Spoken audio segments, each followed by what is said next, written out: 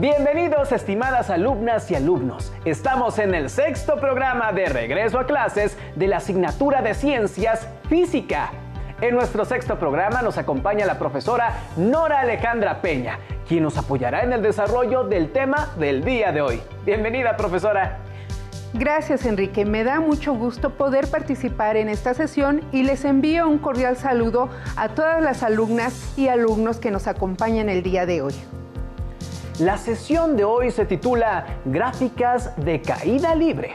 Con el apoyo de la maestra Nora realizaremos la gráfica de la caída libre de un objeto. Los materiales que utilizará son lápiz y goma, colores y cuaderno, de preferencia de hojas cuadriculadas. Te sugerimos que tomes en cuenta las siguientes evidencias de trabajo: tabla de valores, gráfica de la caída libre de un objeto.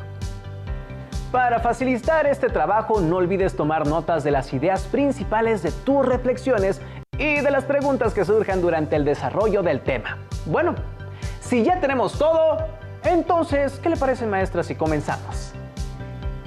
En sesiones anteriores estudiamos dos tipos de movimientos: el movimiento rectilíneo uniforme de un objeto y el movimiento uniformemente acelerado.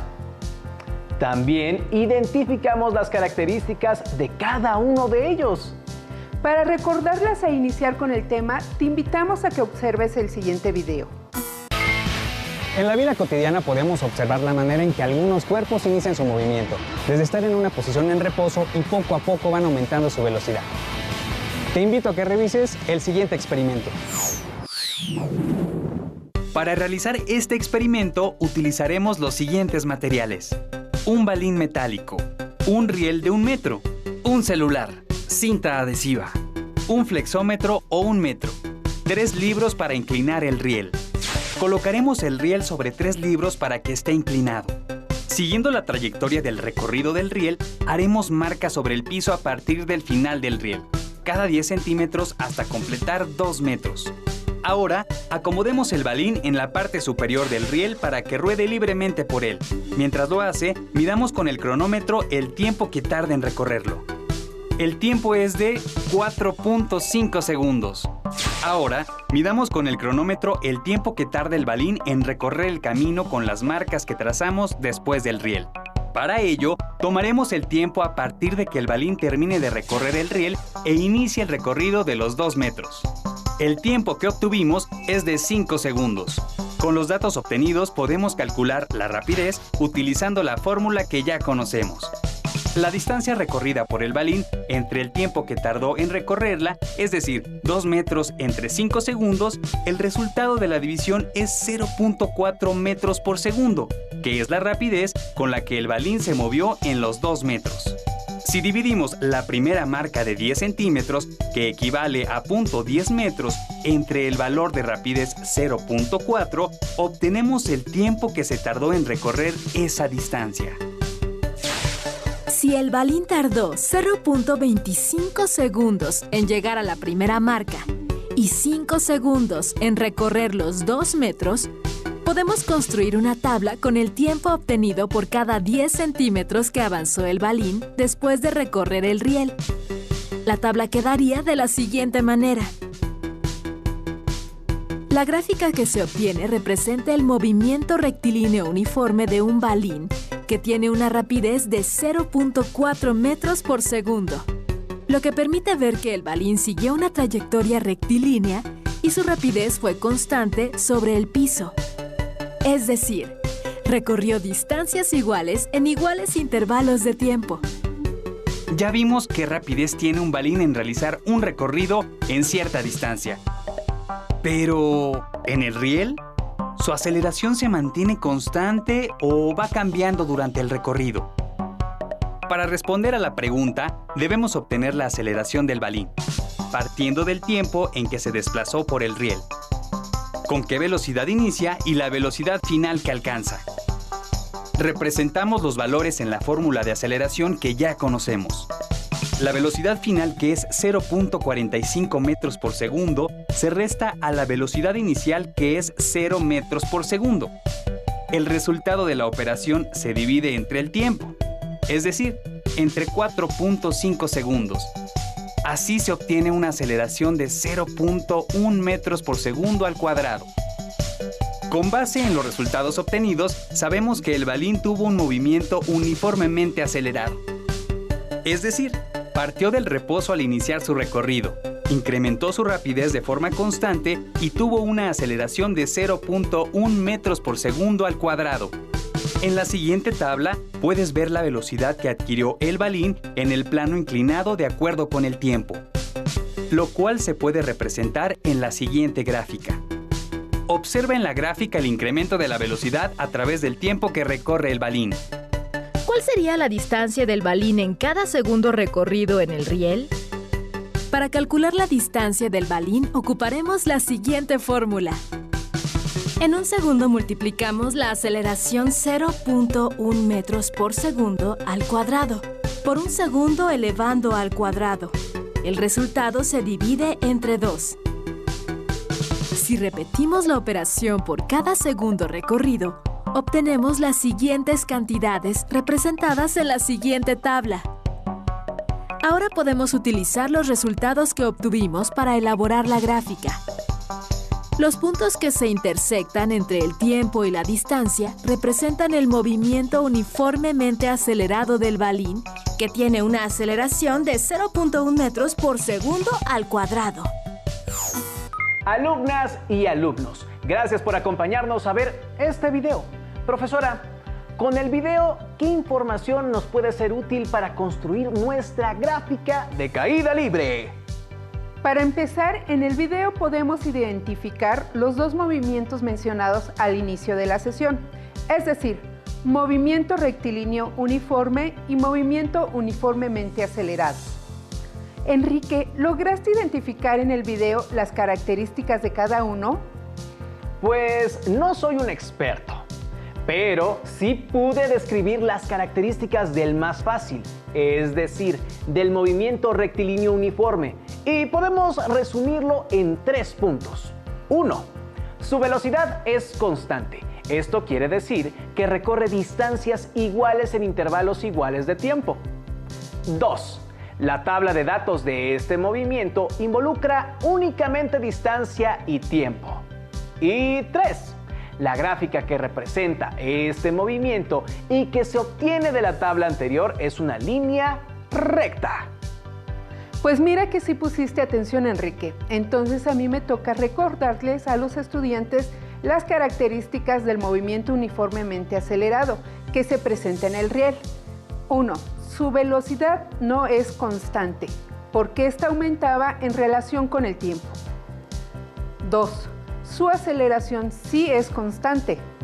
Estimadas alumnas y alumnos, en este punto es importante que recuerden la diferencia entre velocidad y aceleración. 3.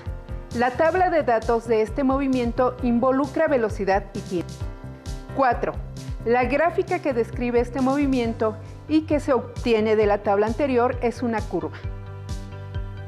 Profesora, ¿con esta información ya podemos construir nuestra propia gráfica? Aún no, Enrique. Tenemos que partir de una situación problemática.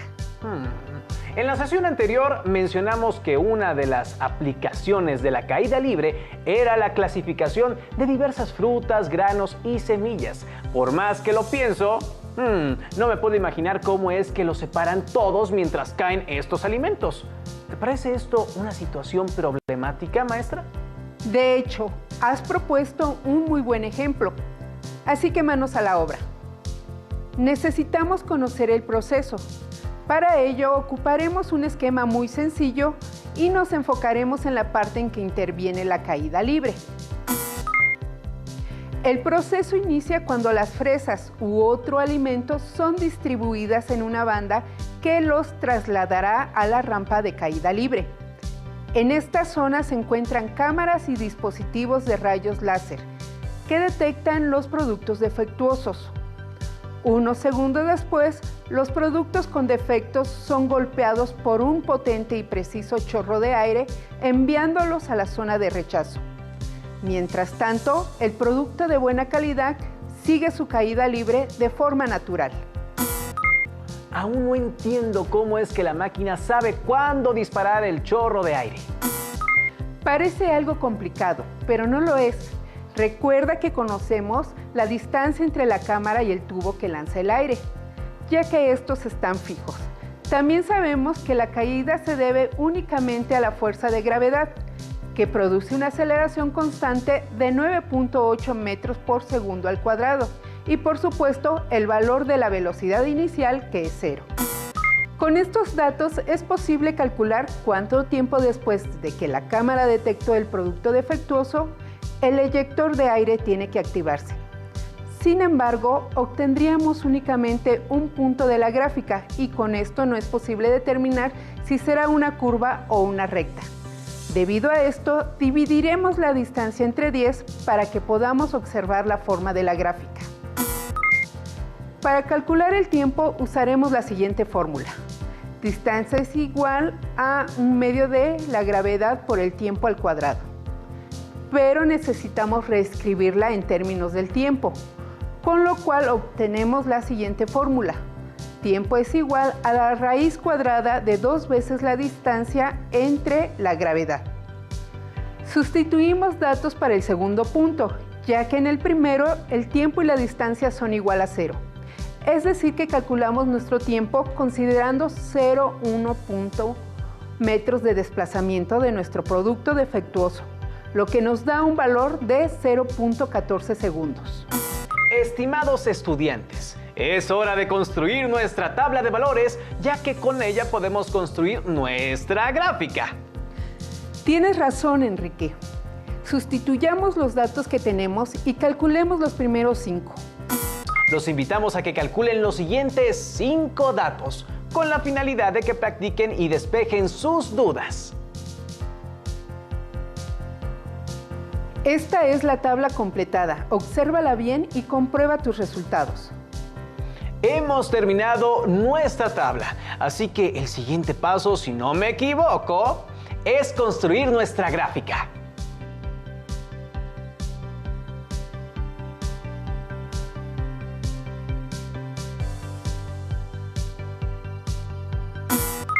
Efectivamente, Enrique, tenemos todos los valores para construirla. Solo debemos recordarles a nuestras alumnas y alumnos que los valores de tiempo se ubican en el eje horizontal y los valores de distancia en el eje vertical. Al igual que en el ejemplo anterior, graficaremos los primeros 5 puntos. Te pedimos que intentes graficar los siguientes 5 puntos. Esto te permitirá identificar los puntos que hay que retroalimentar para que mejores tu aprendizaje. Estos son todos los puntos graficados. Finalmente te pedimos que describas qué forma tiene tu gráfica. ¿Es una recta? ¿Es una curva? ¿Una línea horizontal? ¿Qué significa esta forma? ¿Cómo se diferencia de la gráfica de movimiento rectilíneo uniforme?